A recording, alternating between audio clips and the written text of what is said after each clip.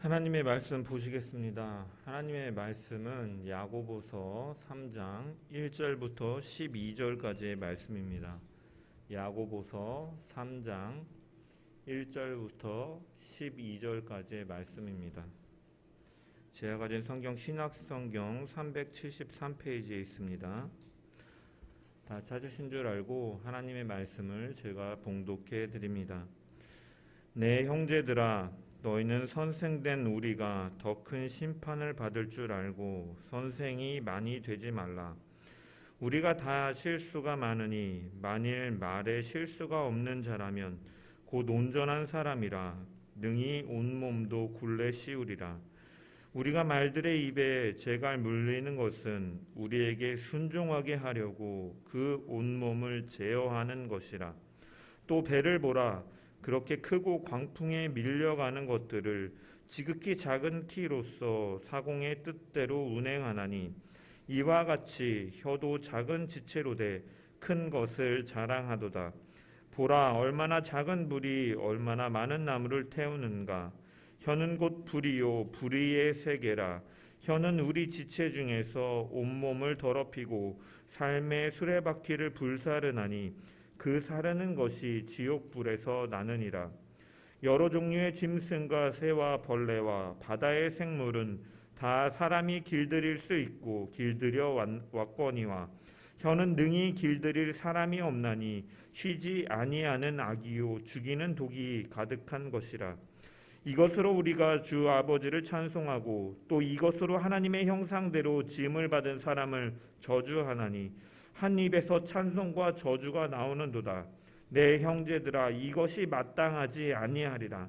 샘이 한 구멍으로 어찌 단물과 쓴물을 내겠느냐. 내 형제들아, 어찌 무화과 나무가 감람 열매를 포도나무가 무화과를 맺겠느냐. 이와 같이 짠 물이 단물을 내지 못하느니라. 아멘. 오늘도 말씀을 통한 주의 은혜와 평강이 저와 여러분 가운데 넘치기를 축원합니다. 계속해서 야고보서를 보고 있는데 야고보서의 주제는 믿음을 삶으로 실천하는 것에 대해서, 그래서 말씀을 듣는 자만이 아니라 실천하는 자가 되어야 됨이 이 야고보서의 메인 메시지라고 할 수가 있습니다. 어떤 사람이 예수를 믿게 된다면 그 사람이 다른 사람들에게 듣는 말 중에 가장 많이 듣는 말은 아마 너 좀 변한 것 같아, 너 좀 달라졌어 라는 말을 많이 듣게 될 것입니다. 왜냐하면 죄로 인하여 무너졌던 이 하나님의 형상이 그리스도로 말미암아 재창조되고 회복되었기 때문입니다. 그래서 제가 얼마 전에 인터넷을 보다 보니까 힙합 이 사츠키라는 래퍼가 원래는 막 성격이 정말로 막 괴팍하고 그래서 남자 래퍼하고 막 싸우려 막 현피하러 간다 그러는데 막 찾아가서 막 싸울 정도로 막 거칠은 사람이었는데 그가 하나님을 만나고 나서는 정말 인상부터가 바뀌고 내가 하나님의 복음을 노래로 증거하는 사람이 되겠다라고 이 말한 게 이렇게 인터넷에 나오는 것을 보면서 이처럼 우리가 예수 그리스도를 믿는다라는 것은 이 믿음은 우리의 삶 가운데서도 모습이 바뀌게 될 수밖에 없다라는 것입니다.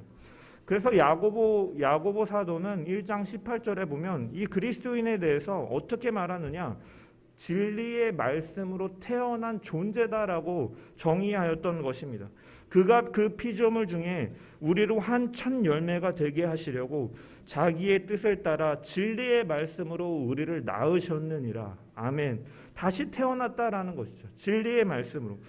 변함없으시고 회전하는 그림자도 없으신 하나님, 17절에 그 신실하신 하나님께서 예수 그리스도를 통해서, 이 진리이신 예수 그리스도를 통해서, 또한 예수 그리스도를 통해서 성취되고 증명된 이 하나님의 말씀을 통해 우리를 낳으셨다라는 것입니다. 그리스도인은 그러한 존재다라는 것이에요. 따라서 우리는 이 진리의 말씀으로 태어났고, 이 진리의 말씀으로 태어났다라는 것은 우리는 또한 아이가 태어나면 자라는 것처럼 성장해야 되는 것처럼 진리의 말씀으로 성장해 나가야 되는 것이고 참된 하나님의 자녀, 이 참된 믿음을 가진 자라면 이 우리 가운데 심겨진 진리의 말씀이 삶 가운데 드러나야 함을 야고보는 말씀하고 있는 것입니다. 그 변화와 실천을 가장 제일 흔하게 잘 보여줄 수 있는 것이 무엇이냐? 이 말일 것입니다. 언어 생활. 왜냐하면 이 말이라는 것은 우리가 너무 쉽게 할 수 있고 너무 쉽게 우리를 잘 드러내는 요소 중에 하나이기 때문입니다. 그래서 야고보가 이 야고보서를 읽어보면 그 믿음의 실천함에 대해 강조하면서 그가 많은 부분 관심을 갖고 있는 것이 무엇이냐? 이 말에 대해서, 언어에 대해서 그가 관심을 갖고 있고 성도들에게 권면하는 것입니다. 그래서 우리가 2주 전에 살펴봤지만 1장 26절에 보면 누구든지 스스로 경건하다 생각하며 자기 혀를 재갈 물리지 아니하고 자기 마음을 속이면 이 사람의 경건은 헛것이다 라고 말씀하였습니다. 하나님과 사람들에게 선하고 아름답고 정직하고 유익한 말을 하도록 자기의 혀를 잘 통제하라 라는 것입니다.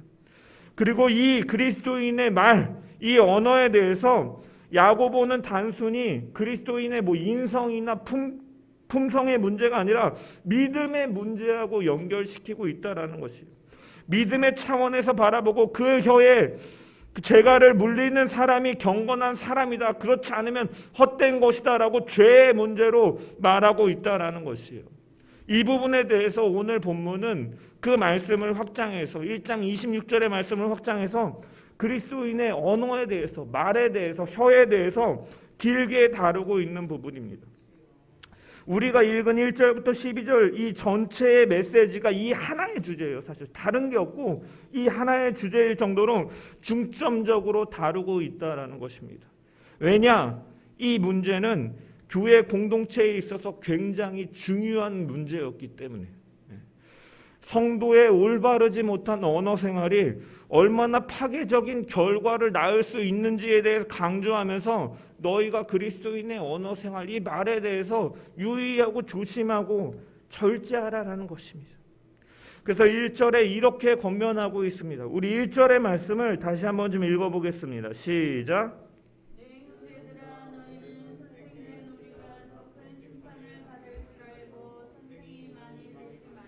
아멘. 내 형제들아 너희는 선생된 우리가 더 큰 심판을 받을 줄 알고 선생이 많이 되지 말라. 헬라어로 보면 말라, 폴로이, 많이, 디다스칼로이, 선생이, 기네스데 너희는 무엇이 되지? 아델포이, 형제들아, 내 형제들아 너희는 많은 선생이 되지 말라라고 이렇게 시작하고 있어요. 여기서 이 야고보는 이 권면의 메시지를 누구에게 하고 있느냐? 내 형제들아, 아델포이, 내 형제들아라고 말하고 있음을 통해서 이 권면은 불신자들을 향해서 하는 것이 아니라 이 교회 안에 있는 지체들을 향하고 있는 메시지이고, 따라서 우리는 이 내 형제들아라는 이 문장을 통해서 우리는 이런 문제가 교회 안에 있었음을 우리는 유추해 볼 수가 있습니다. 그러면서 이 문장은 제가 읽어드린 것처럼 폴로이, 디다스칼로이, 기네스데 너희는 많은 선생이 되지 말라라고 이렇게 헬라어로 시작해요. 말라, 부정문으로 시작한다라는 거예요.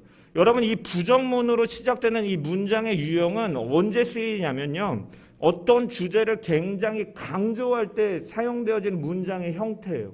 그래서 지금 공동체에 일어나고 있는 그 일, 많은 사람이 선생되려고 하는 그 일을, 그 문제를 당장 그만두라라고 야고보는 강조하고 있다는 것입니다. 여기서 선생이라고 번역된 이 디다스칼로이의 원형은요, 디다스칼로스라는 것이고, 원래는 동사 디다스코, 가르치다라는 것의 명사형이에요. 그래서 가르치는 사람. 그래서 유대인들은 이 선생이라는 이 자리를 굉장히 소중히 여기고 많은 사람들이 존경했어요. 그래서 많은 사람들이 이 선생의 자리에 위치해 있으려고 많은 사람들이 희망하였습니다. 근데 교회 안에서도 이러한 일들이 벌어졌다는 것이에요. 그 당시의 상황을 우리가 상황적인 배경을 생각해 보면 초대교회는 지금처럼 이 완성된 66권의 성경을 모두가 다 들고 있지 않았을 뿐더러 널리 보급되어 있지도 않았다라는 것이에요. 그래서 직분도 뭐 우리가 서신서를 읽어보면 교사의 직분이 있긴 했지만 오늘날처럼 뭐 신학을 공부하고 전문적으로 훈련을 받아서 이렇게 교육을 받은 것이 아니다 보니까 어떤 식으로 가르침이 이루어지냐면 사도들이 어떤 사람들을 가르치고 그 사람들이 배운 것을 가지고 다른 사람들을 가르치는 이러한 일들이 벌어졌다라는 것이에요. 그런데 문제가 뭐냐면 우리가 아라고 말해도 어라고 듣는 사람들이 있는 것처럼 이제 좀 다르게 듣는 사람들이 있었다라는 거예요. 그러면서 이제 어떤 사람이 이것에 대해 가르치면 저렇게 가르치는 건 아닌 것 같은데 하면서 다른 가르치는 사람을 폄하하는 일들이 벌어졌다는 것입니다. 깎아내리는 일들이 벌어졌다는 거죠. 그리고 그러한 공격에서 멈추는 것이 아니라 내 생각은 이래, 내가 내 주관에 의하면 이거는 이거야라고 깨달은 것을 이야기하기 시작했다라는 거예요. 그 결과는 어떤 일들이 벌어지겠습니까? 교회는 혼란스러워지는 것이에요. 무질서해지는 것이에요. 교회의 통일성이 깨지는 것입니다. 여러분 사도행전을 보면 하나님께서 아나니아 삽비라를 왜 죽이셨습니까? 왜 심판하셨습니까? 단순히 하나님께 드릴 것을 바치지 물질을 바치지 않아서가 아닙니다. 그런 거짓된 행동들로 인하여서 교회의 위선이 나타나고 교회가 분열되는 것을 염려해서 하나님께서 즉각적으로 개입하시는 것처럼 마찬가지로 이 말의 문제는 단순히 그냥 인성의 풍성의 문제이기 때문에 야고보가 겸면하는 것이 아니라 이 말로 인하여서 교회에 분열이 일어날 수 있기 때문에 무질서함이 벌어질 수 있기 때문에 야고보는 강조하여서 너희가 만의 선생이 되지 말라라고 말씀하고 있는 것입니다. 이 가르치는 자로서 소양과 자질이 부족한 자들이 선생이 되고 이러한 교회 안에 잘못된 가르침이 많아짐으로 인하여서 질서는 무너지고 여러 상처받는 사람들이 생겼기 때문에 그래서 우리가 고린도전서를 봐도 나는 게바파요, 아볼로파요, 바울파요, 그리스도파라 이렇게 당짓는 것처럼 이 초대교회에 이러한 문제가 발생하였다라는 것이에요. 말로 인하여서. 그래서 너희는 많은 선생이 되지 말라라고 권면하고 있는 것입니다. 이처럼 말이라는 것, 교회 안에 공동체 속의 말이라는 것은 중요하다라는 것이에요. 여러분 오늘날 교회도 왜 지탄을 받는 것 중에 하나는 뭐냐면 이 교회 지도자들의 이 부도덕한 말들 때문에 교회가 사실은 소란스럽게 되는 것을 볼 때 마찬가지로 이 초대교회도 그러하였다라는 거예요. 가르치는 직분을 가진 자들과 선생이 되고 싶은 자들에게 그래서 야고보는 권면하는 것입니다. 너희가 선생이 많이 되지 말라. 왜? 내 형제들아 너희는 선생된 우리가 더 큰 심판을 받을 줄 알고 선생이 많이 되지 말라. 여러분 이 메시지에는 두 가지 의미를 담고 있어요. 첫 번째 뭐냐면 선생된 자는 더 큰 책임이 따르기 때문이다. 더 큰 책임이 따른다라는 것입니다. 여러분 말을 하고 전달하는 것은 모두가 다 조심해야 되지만 가장 유의하고 조심해야 되는 자는요 말씀을 전하는 사람, 가르치는 사람이다. 왜? 가르치는 사람의 언어와 행동은 다른 사람들에게 영향을 미치기 때문에. 그래서 이 교사, 가르치는 자들에게는 다른 이런 교인들보다 훨씬 더 엄격한 판단과 기준이 이렇게 주어질 수밖에 없다라는 것이에요. 그래서 사실은 목회자들은 경건과 거룩을 위해서 더 힘써야 되는 것입니다. 여러분 목사도 사실은 성도와 같이 연약한 자이고 어떻게 보면 죄인이며 낙심하고 때로는 실족하고 넘어지는 존재이지만 목사라서가 달라서가 아니라 목사는 가르치는 자이기 때문에 사실은 경건에 힘쓰고 훈련하는 것은 이 자리가 많은 성도들에게 영향을 미치기 때문에 그런 책임감을 가지고 경건에 이르도록 훈련이 필요한 것이지 목사 자체가 특별하기 때문은 아닙니다. 책임이 있기 때문이에요. 그래서 사도 바울은 디모데에게 디모데후서 2장 15절에 이렇게 권면을 해요. 너는 진리의 말씀을 옳게 분별하여 부끄러울 것이 없는 일꾼으로 인정된 자로 자신을 하나님 앞에 드리기를 힘쓰라. 진리의 말씀을 옳게 분별하여 하나님 앞에 자신을 헌신하고 그 사역을 감당하라라고 바울은 디모데에게 권면하였던 것입니다. 여기서 보면 옳게 분별하여라고 말해요. 이 말은 헬라어로 올도 토메오라는 단어인데 곧고 매끄럽게 만들다. 올바르게 지도하다, 정확하게 진리를 가르치다라는 의미를 담고 있고, 이 단어는 또 어디에 쓰이냐면 이 로마 시대에 토목 공사를 할 때 사용되어지는 단어인데 뭐냐면 길을 내는 데 있어서 길을 올바르게 내라라는 의미를 쓸 때 사용되어지는 단어예요. 왜냐? 길을 내는 사람이 길을 이상하게 내버리면 그 길을 걷는 사람 역시도 이상한 방향으로 가든지, 전쟁을 할 때는 어떻게 보면 위기에 노출될 수 있기 때문에 그 길을 내는 책임의 중요성을 가지고 그 길을 바로 내라라는 의미로 올도 토메오라는 단어를 사용하는데, 마찬가지로 말씀을 전할 때 옳게 분별하라, 말씀을 전하는 자의 책임이 이만큼 중요하다라는 것이에요. 전쟁에 나가는 군인들을 안전하고 정말로 신속하게 인도할 수 있는 길을 바르게 내는 것처럼 말씀을 전하는 자의 책임은 이처럼 사실 중요하다라는 거예요. 자신의 실수로 인해서 다른 사람을 실족하게 하고 쉽게 죄에 빠질 수 있게 하기 때문에 올바르게 분별하고 가르쳐야 되는 것입니다.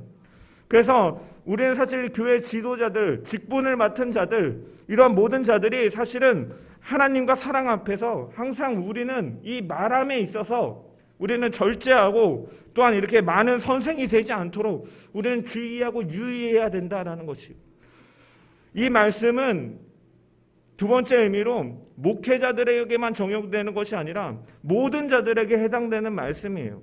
우리 모두에게 확장되어 적용되어지는 말씀이에요. 왜? 사실 우리는 모두가 선생되기를 좋아하는 사람들이거든요. 사람의 특징이 그런 것 같아요. 내가 경험한 어떠한 것을 다른 사람에게 알려주고 전해주는 것을 좋아해요.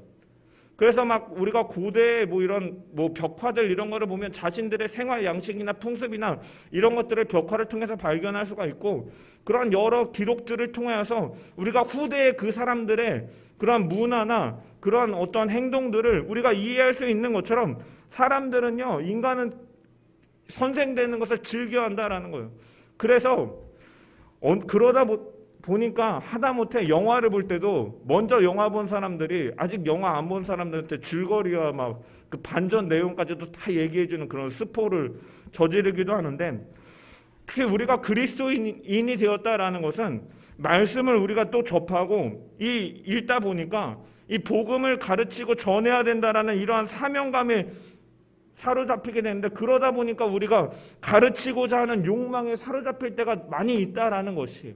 물론 가르치는 것은 필요하지만 우리가 남에게 이 내 경험이 정답인 것 마냥 진리로 우리가 본질로 생각해서 가르치는 것은 분명히 우리가 유의하고 조심해야 된다라는 거예요. 제 친구 중에 신앙생활을 하지 얼마 안 된 친구가 있어요. 근데 그 친구가 가끔 이렇게 물어봐요. 자기를 전도한 권사님이 계신데 그 권사님이 11조 안 내면 하나님한테 벌 받는다 그랬는데 이거 꼭 이렇게 해야 되는 거냐고, 이렇게 막 그 권사님이 그렇게 말했다라는 거예요. 그래서 내가 울며 겨자 먹기로 내긴 하는데 이게 맞냐 김 목사? 이러면서 이렇게 연락이 오면은 제가 막 헌금의 개념과 11조의 이런 의미들과 이런 것들을 잘 설명을 해주면, 그래서 그런 의미로 말한 거구나라고 하는데, 사실은 그러한 그 내용과 바른 가르침과 어떻게 보면 정제되지 않은 가르침 속에서 자기의 기준이 본질적인 것으로 착각되어서 때로는 다른 사람을 실족하게 하는 과오를 우리가 범할 수가 있다라는 것이에요. 그래서 우리는 사실은 그런 속에서 언제나 주의하고 조심해야 된다라는 것입니다. 선생이 많이 되지 말라라는 것은 선생이 필요 없다라는 말은 아닙니다. 분명히 선생은 필요해요. 선구자가 없으면 맨 땅에 헤딩하는 것과 같아서 비효율적이고 시행착오를 겪어요. 그렇기 때문에 선생이 있는 것은 너무나 중요하지만 너도 나도 무작정 자질이 없고 자신의 기준이 되어서 본질이 아닌 것들을 정제되지 않은 가르침으로 이렇게 남발하게 되면 어떻게 보면은 위기에 빠질 수가 있고 혼란과 무질서를 가져올 수 있다라는 것입니다. 그래서 야고보는 1절에 분명히 강력한 어조로 권면하고 있는 것입니다. 우리가 그리스도인으로서 주의 말씀을 전하고 복음의 증인으로서의 책임을 가진 자로서 경건에 힘쓰고 선을 행하며 분별하고 때로는 말에 있어서 우리가 절제하고 유의하고 조심하면서 우리가 합당하게 준비되어 있는 자로 우리가 서기를 주님의 이름으로 축원합니다.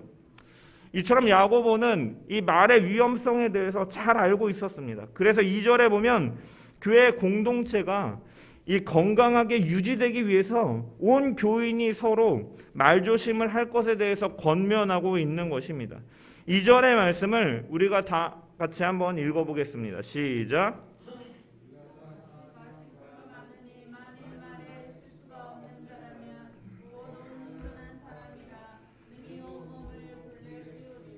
아멘. 폴라가르 푸타이오멘 하판테스, 우리가 실수가 다 많으니. 여기서 실수로 번역된 푸타이오멘의 원형은 푸타이오인데 비틀거리다, 걸려서 넘어지다, 잘못하다, 죄를 짓는다 라는 의미를 담고 있어요. 그러면서 이 야고보는 이 푸타이오멘이라고 표현하는데 이것은 뭐냐면 1인칭 복수예요. 자신을 포함한 우리 모두가 다 실수가 많은 자들이다라고 자신을 포함해서 모든 그리스도인들을 말하고 있는 것이에요. 이처럼 사람이라는 존재는 죄로부터 완전히 자유할 수 없는 존재다라는 거예요. 특히 가장 짓기 쉬우면서 다스리기 힘든 죄는 오늘 본문과 같이 혀로 짓는 죄다라는 것입니다. 왜? 사람은 항상 말을 하면서 살아가고 이 말은 항상 실수가 따를 수밖에 없기 때문인 것이요. 말이 많으면 실수가 많잖아요. 그래서 영국의 맨체스터 유나이티드라는 팀, 예전에 박지성 선수가 뛰었던 그 팀에 오래 지도했던 그 알렉스 퍼거슨 경이 있는데 그분이 이런 말을 남겼어요. 지금도 회자가 되는데 SNS는 인생의 낭비다 라고 말을 했어요.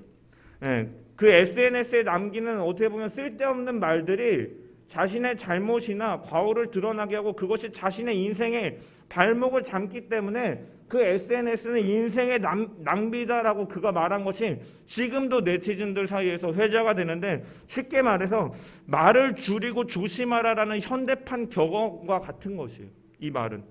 이처럼 말로 인한 실수는 사실은 모든 사람에게 노출되기 때문에 이 서로 많은 교사가 되지 말라라고 하는 이유가 바로 여기 있다라는 것이에요. 완전히 입을 제어하여 말에 실수하지 않는 욕망과 강정을 억제하고 자기의 온몸을 다스릴 수 있는 사람이 되어야 된다. 그런 자질과 완전한 사람이 교사가 되어야 된다. 온전한 사람이. 여기서 온전함이라는 것은 그냥 퍼펙트를 말하는 것이 아니라 컴플리트를 말하는 것입니다. 헬라어로 텔레이오스 아네르라는 단어인데 절대적으로 완전하고 죄가 없다는 의미가 아니라 믿음이 매우 성숙하고 잘 갖추어진 것에 대해서 의미하는 사람이다라는 거예요. 그런 자로 되어야 되고 우리가 그런 자는 말에 있어서도 조심하고 주의할 수밖에 없다라는 것이에요. 그렇기 때문에 온전한 사람이다라고 야고보는 말을 해요. 왜? 말을 절제하고 조심하는 사람은, 여러분, 입은요 말을 내뱉는 기관이고 이 말은 자신의 속사람의 생각을 드러내는 것이고 이 속생각은 무엇입니까? 사실 그 속생각에는 그 사람의 인격과 가치관과 그 사람의 인생의 모든 것을 포함하는 사고를 담고 있기 때문에 이 말을 조심한다라는 것은 그 사람의 그 어떻게 보면 이 속사람, 속생각 모든 것을 어떻게 보면 대변하는 것으로 이것에 대해서 우리가 실수 없는 사람이 곧 온전한 사람이다라고 야고보는 말하고 있는 것이고, 우리는 믿음으로 성숙하고 우리가 하나님 앞에 어떻게 보면 겸손함을 통하여 말의 조심함을 통하여 이러한 완전함을 이루어가는, 온전함을 이루어가는 사람으로 우리가 서가야 함을 야고보 사도는 권면하고 있는 것입니다. 그리고 나서 3절부터 5절까지의 말씀을 보면은 이 크기는 작지만 큰 영향력을 미치는 이 혀에 대해서, 특징에 대해서 이 세 가지 비유를 통해서 설명하고 있는 것을 보게 됩니다. 우리 3절부터 5절까지 말씀을 한번 읽어보겠습니다. 시작. 우리가 말들에게 재갈을 주는 것은 우리에게 순종하게 하려 그 온몸을 제어하는 것이라. 또 배를 보라. 그렇게 크고 가뭄에 밀려가는 것들을 지극히 작은 피로써 자궁의 뜻대로 운행하나니, 이와 같이 크도 작은 지체로 돼 큰 것을 자랑하도다. 보라, 얼마나 작은 물이 얼마나 많은 나무를 키우는가. 이 작은 것이 큰 영향력, 특히 부정적인 영향을 나타낼 수 있다라는 것을 보여주는 것이에요. 첫 번째로 무엇에 비유합니까? 말들의 입에 재갈 물리는 것에 비유를 하고 있어요. 여러분, 재갈은 무엇입니까? 말의 그 앞니와 어금니 사이에 그 공간이 있는데 거기를 이제 치극이라고 하는데 거기에 이런 작은 세막대기를 물리고 그 세막대기 끝에는 고리가 있어서 거기에 이렇게 끈을 매달아서 고삐를 걸게 하는 아이템입니다. 예. 이 재갈을 물리는 이유는 무엇입니까? 이 타는 사람이 움직이고자 원하는 방향으로 말이 움직이게끔 하기 위해서 재갈을 물리는 것입니다. 그래서 아무리 성질이 더럽고 거칠은 말이라 할지라도 이 처음에는 거부감을 보여도 결국 재갈을 물리고 고삐를 당기는 사람에게 훈련을 통해서 결국 그 말을 타는 사람에게 순종할 수밖에 없고 그 말을 탄 사람이 원하는 방향으로 말은 나아갈 수밖에 없습니다. 왜? 말은 자기가 보는 그 앞 방향으로밖에 갈 수가 없기 때문에 그 재갈을 물린 것은 그 방향을 조절할 수밖에 없는 것이고 그쪽으로 말은 뛰어갈 수밖에 없다라는 것입니다.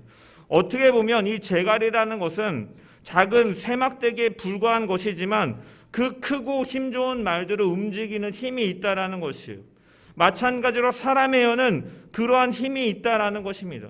때로는 우리가 어떻게 보면은 이 사람의 입은 작은 입이지만 그 입에서 나오는 말로 인하여서 어떤 사람은 인생이 새롭게 힘을 얻어서 더 나갈 수도 있고 어떻게 보면 어떤 사람들은 분쟁이 생기고 다툼이 생기고 자기가 뱉은 말로 인해서 자신의 인생이 무너지는 것을 우리는 너무나 볼 수 있다라는 거예요. 우리가 최근에도 정치인들의 그 자기가 예전에 뱉었던 말들로 인해 결국 그것이 자신의 발목을 잡는 일을 보면서 이처럼 말에는 힘이 있다라는 거예요. 그래서 우리는 우리의 혀를 무엇으로 물려야 되느냐? 말이 재갈을 물려서 그 말을 탄 사람의 그 원하는 곳으로 가는 것처럼 그리스도인들은 생각 없는 말과 의미 없는 말, 상처 없는 말들을 뱉으면서 살아가는 것이 아니라 우리의 주인은 누구십니까? 바로 하나님, 예수 그리스도, 그분이 원하시는 그 말을 하며 그 방향으로 걸어 나갈 수 있도록 우리 입의 혀에 재갈을 물려야 된다라는 의미를 담고 있는 것입니다. 은혜의 말, 선한 말, 남을 나보다 낮게 여기면서 공동체를 세우는 이런 말을 통하여서 하나님의 은혜를 전하고 하나님의 사랑을 전하고 공동체가 질서 있게 세워지며 하나님의 나라가 확장될 수 있도록 우리가 그렇게 살아가야 된다는 것이에요. 왜? 그것이 바로 우리의 주인 되시는 하나님이 바라고 원하고 기대하시는 바이기 때문에 그런 것입니다. 말이 재갈을 물리고 그 주인의 원하는 것으로 따라가는 것처럼 우리가 그리스도인의 그리스도가 우리의 주인 되심을 우리가 기억하면서 그분이 원하시는 방향으로 우리의 말도 그렇게 변화되어 나가는 저와 여러분 되기를 주님의 이름으로 축원합니다. 두 번째로 야고보는 배의 키에다가 비유하고 있습니다. 배의 키는 배가 아무리 커도 그 작은 키를 잡은 사람의 원하는 방향에 따라서 움직이는 것처럼 이 아무리 큰 파도와 이 바람이 분다 할지라도 키만 바로잡고 있으면 그 배가 올바로 나아가는 것처럼 대신에 아무리 평안하여도 이 키를 잡고 있지 않으면 배가 표류할 수 없는 것처럼 어떻게 보면 이 조그마한 키 하나를 컨트롤하는 것에 따라서 어떠한 결과를 좌지우지할 수 있다라는 것이에요. 우리가 세월호가 침몰한 이유에 대해서 뭐 여러 가지 의견들이 있지만 뭐 그 중에 하나가 이렇게 급격하게 선회함을 통해서 배가 침몰했다라고 이렇게 보는데 그 작은 키 하나가 어떻게 조정되느냐에 따라서 큰 배가 침몰하기도 하는 것이고 또 우리가 그 배가 침몰함을 통해서 기름 탱크에서 그 수많은 그 기름들이 유출될 때 우리가 태안에 예전에 그 유조선이 유출됨을 통해서 수많은 피해를 가져왔던 것처럼 우리의 혀는 때로는 우리가 절제하고 어떻게 보면 유의하고 조심하지 않는다면 교회를 분열시키고 이처럼 많은 피해를 끼칠 수 있다라는 것을 비유적으로 보여주고 있는 것입니다. 따라서 그리스도인들은 이 혀의 말을 하나님의 뜻대로 제어하고 조절하고 조심해 나가야 된다라는 것이에요. 그래서 바울 사도는 골로새서 3장 5절에서 10절에 보면은 그가 이렇게 말씀하고 있어요. 우리 찾아서 한번 좀 읽어보기를 원합니다. 골로새서 3장 5절에서 10절 말씀입니다. 화면에 떴네요. 읽어보겠습니다. 시작. 그러므로 땅에 있는 지체를 지키라. 곧 인간과 부정과 사악과 이것으로 말미암아 하나님의 진노가 임하느니라. 너희도 전에 그 가운데 살 때에는 그 가운데서 행하였으나 이제는 너희가 이 모든 것을 벗어버리라. 곧 분함과 노여움과 악의와 비방과 너희 입에 부끄러운 말이라. 너희가 서로 거짓말을 하지 말라. 옛 사람과 그 행위를 벗어버리고 새 사람을 입었으니 이는 자기를 창조하신 이의 형상을 따라 지식에까지 새롭게 하심을 입은 자니라. 아멘. 사도 바울은 이 말로 지은 죄들, 비방하고 너희 입에 부끄러운 말, 악의로 표현하는 것, 분함과 노여움, 이런 것들을 이 죄로 여기고 있고 이것을 제거하는 것을 옛 사람을 벗어버리는 것이다 라고 표현하고 있는 것입니다. 이것은 적용해 본다면 우리 안에 하나님께서 역사하실 때 우리는 이러한 것들이 이루어질 수 있음을 우리가 발견할 수 있다라는 거예요. 하나님의 말씀 속에서, 성령의 충만함 속에서 우리를 제어하고 상처 주고 파괴하는 말을 우리가 하는 것이 아니라 세워주고 교회를 세우는 바른 방향을 향해서 우리의 키가, 이 혀가 조정되어지고 그 방향을 향해서 나아가야 됨을 야고보는 말씀하고 있는 줄 믿습니다. 이처럼 어떻게 보면 혀는 몸의 작은 기관이지만 우리 이 혀의 방향이 온전히 하나님의 뜻하심을 나타내는 저와 여러분 되기를 소망합니다. 세 번째로, 혀는 작은 지체이지만 큰 것을 자랑한다라고 말하고 있습니다. 5절에 보면 이와 같이 혀도 작은 지체로되 큰 것을 자랑하는도다. 작은 기관에 불과하지만 그 혀를 잘 사용하면 그 사람은 크게 돋보이게 할 뿐만 아니라 말로 인하여서 다른 사람들에게 감동을 주고 때로는 사회를 움직여서 나라를 변화시키기도 하고 세계에 영향을 주며 역사의 흐름까지도 변화시키는 것으로 사용될 수 있다라는 것이에요.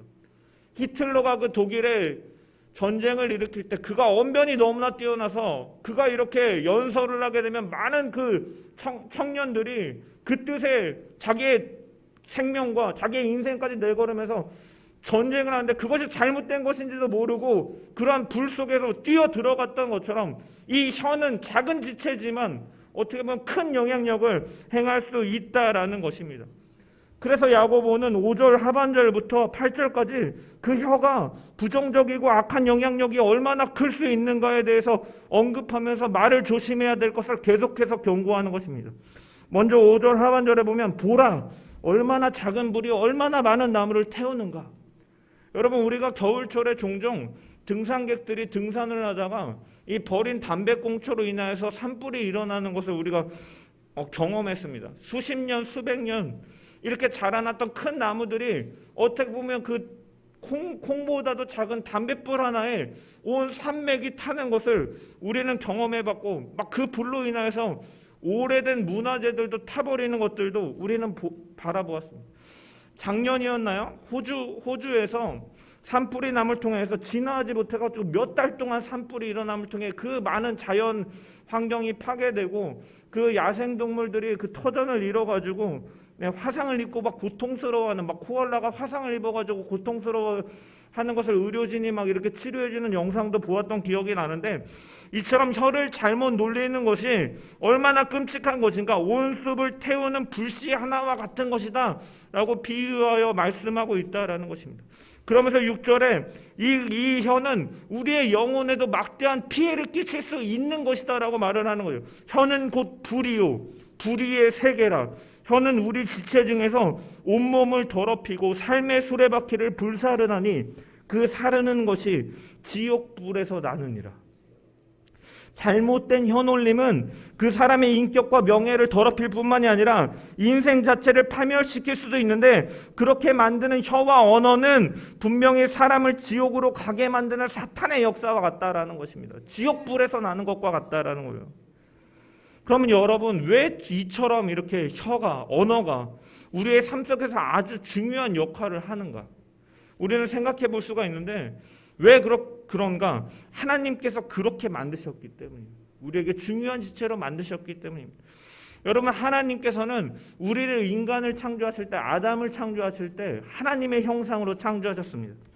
하나님의 형상으로 창조하였다라는 것은 사람을 하나님처럼 말하는 존재로 만드셨다라는 것이에요. 하나님은 우주 만물을 창조하실 때 무엇으로 만드셨습니까? 말씀으로 창조하시죠. 그리고 인간을 창조하실 때도 서로 대화, 삼위 하나님께서 대화하시면서도 말씀하세요. 우리의 형상대로 사람을 만들자 하고 대화하시고 말씀하시고 그 일을 이뤄가시는 하나님이셨다라는 거예요. 사람도 마찬가지라는 거예요. 하나님의 형상대로 창조되었다는 것은 말하는 존재로 창조가 되었다라는 거예요. 그래서 하나님과 대화할 수 있는 존재로, 교제할 수 있는 존재로 만드셨고, 그래서 하나님께서 아담을 창조하신 이후에 첫사람 아담이 범죄하기 전에 어떠한 일을 하느냐, 두 가지 일을 하는데, 처음으로는 각종 이 생물들의 이름을 지어주는 일들을 갖잖아요. 아담이 하나님으로부터 이 만물을 다스리는 청지기적인 권세를 받음을 통하여서 이 이름을 지어준다라는 것은 그것을 통제하고 다스리는 권한을 위임받고 그 청지기로서 살아가는 것을 보여주는 것입니다. 선포하는 것이에요. 그리고 또 하나는 무엇이냐면, 여자를 만드셨을 때 하와를 보고 한눈에 반해서 이는 내 뼈 중에 뼈요 내 살 중에 살이로다. 여러분, 인간은 뼈와 살로 이루어졌잖아요. 무슨 말이냐면 You mean everything to me. 너는 내 모든 것이다라는 거예요. 뼈 중에 뼈요 살 중에 살은. 지금처럼 뭐 로맨틱한 표현은 아니지만 그 당시에는 너무나 로맨틱한 표현이라고 할 수가 있는 거예요. 너는 내 것 중에 최고야. 너는 내 모든 것이야 라고 표현하는 것이에요. 어떻게 보면 이 혀라는 것이 보잘것없는 작은 것이지만 그 역할과 기능에서 볼 때는 인간의 존재의 특성을 너무나 잘 보여주는 지체자라는 것입니다. 그런데 아담이 타락한 이후에 사람들의 혀에서 나오는 말로 인하여서 만물은 크게 고통당하게 된 것입니다. 얼마나 작은 불이 얼마나 많은 나무를 태우는가. 혀는 곧 불이요 불의의 세계라. 혀는 우리 지체 중에서 온몸을 더럽히고 삶의 수레바퀴를 불사르나니 그 사르는 것이 지옥불에서 나느니라. 불의의 세계, 파괴된 세계. 하나님이 창조의 질서를 세우시고 혼돈하고 공허하고 흑암이 깊음 위에 있는 것들을 해결하시면서 나누시고 채우신 그 사역이 무너졌다라는 것이에요. 죄로 인하여서. 첫사람 아담이 선악과를 따먹은 이후에 그의 말이 소멸하는 불처럼 그 관계의 파괴됨을 보여주는 것이에요.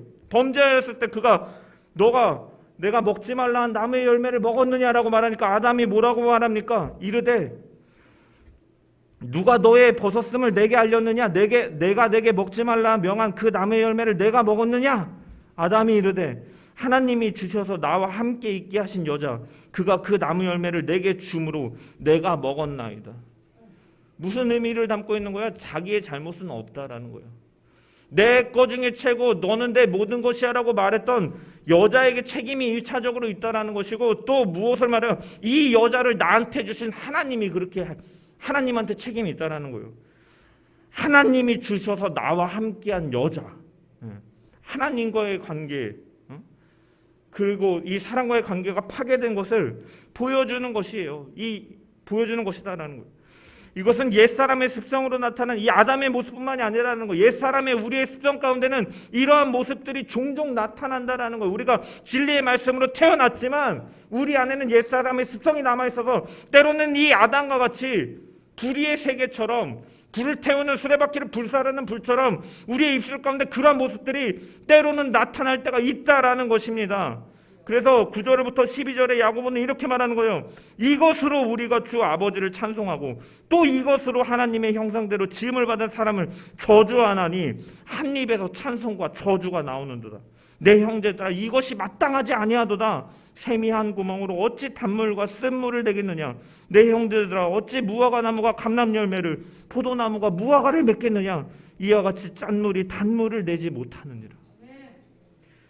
그러므로 우리가 반드시 풀어야 될 문제는 혀를 길들이는 데 있다는 거예요. 입에, 언어의 수행 아래 은혜의 말을 해야 된다는 거예요. 그런데 사실은 이것이 너무나 어렵다라는 거예요.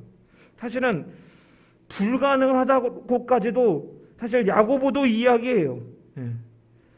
혀를 8절에 보면 혀는 능히 길들일 사람이 없나니 쉬지 않는 독이요 죽이는 독이 가득한 것이다. 이것은 무슨 말이냐면 우리의 힘으로 길들이는 것은 무척 어렵고 실제적으로 거의 불가능에 가깝다라는 것입니다. 그런데 이렇게 말하는 의도는 무엇이냐면 어쩔 수 없으니까 그냥 내버려 두라, 마음대로 살라라는 것이 아니라 혀를 통제하는 것은 사람의 힘으로는 불가능하기 때문에 누구의 도우심을 받아야 된다? 전적으로 하나님의 도우심을 받아서 이 문제를 해결해 나가야 된다라는 것입니다. 왜? 사람은 불가능하지만 전능하신 하나님은 능치 못하실 것이 없기 때문에, 불가능이 없으시기 때문에 하나님을 의지해야 된다라는 것이, 의지함으로써 이 문제를 우리가 해결해 나가고 절제하고 조심하고 세워나가야 된다라는 거예요. 예수님께서도 복음서에 이렇게 말씀하셨어요. 누가복음 6장 45절에 보면 선한 사람은 마음에 쌓은 선에서 선을 내고 악한 자는 그 쌓은 악에서 악을 내나니 이는 마음에 가득한 것을 입으로 말함이니라. 선한 말과 악한 말이 마음에서 나온다라는 거예요. 결국은 뭐냐면 마음의 문제인 것이에요. 야고보 사도도 그래서 1장에 보면 두 마음이 문제라고 말을 하는 거예요. 갈라진 마음, 하나님과 세상으로 마음이 분산된 마음이 문제다라고 1장 8절에 이야기했어요.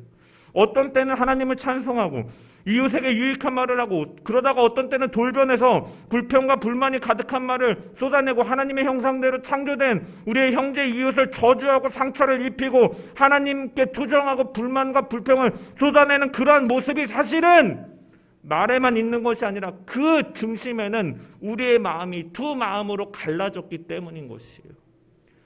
그러므로 이것을 해결할 수 있는 대안은 우리의 마음을 온전하게 하나님께로 향할 때 이것이 가능하다. 그렇게 전심으로 하나님께 나아가면 우리의 마음은 물론 그 마음에서 나오는 말까지도 순화될 줄 믿습니다. 그러므로 혀와 이 언어를 통제하는 온전한 사람이 되기 위해서는 하나님과의 친밀한 관계를 맺으면서 전심으로 하나님께 나아가는 자만이 이러한 모습으로 살아갈 수 있음을 우리가 기억해야 될 줄 믿습니다. 또한 베드로 사도는 베드로전서 4장 11절에 보면 이렇게 말씀해요. 만일 누가 말하려면 하나님의 말씀을 하는 것 같이 하라라고 말씀해요.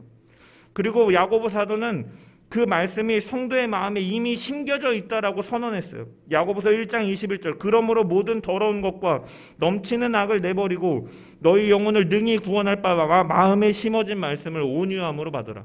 마음에 심어진 말씀, 성도는 이미 하나님의 말씀이 마음에 심겨져 있는데 그 말씀을 온유함으로 받으라. 제가 온유함으로 받으라라는 의미에 대해서 2주 전에 설교 때 말씀을 드렸습니다. 겸손한 마음으로 받아들이고 온유한 마음으로 받아들이라는 것은 그 말씀의 삶의 실천까지도 나타내는 것을 우리가 의미한다라고 말하였던 것입니다. 우리가 하나님께로 언제나 가까이 나아가고 우리가 하나님께로 마음을 향하고 우리의 마음에 하나님의 말씀으로 가득 채운다면 예수 그리스도의 그 지혜가 항상 우리를 다스리시고, 성령은 그 말씀이 생각나게 하시고 기억나게 하시고, 때로는 우리가 잘못된 길로 갈 때는 책망하게도 하셔서 우리를 그 의로운 길, 의와 진리의 거룩한 길로 우리 나아가게 하시는 분이기 때문에 우리는 교회 안에서도 교회 밖에서도 화평하며 서로를 세워주고 평화의 말, 생명의 말을 하는 존재로 살아갈 수가 있다라는 것을 우리가 기억해야 될 줄 믿습니다. 이처럼 우리 모두가 말에 실수가 없는 온전한 사람으로 하나님께로 우리의 마음을 향하고 그 마음의 말씀을 체험을 통하여 예수 그리스도의 그 지혜까지 자라나는 우리 모든 자들 되기를 주님의 이름으로 축원합니다.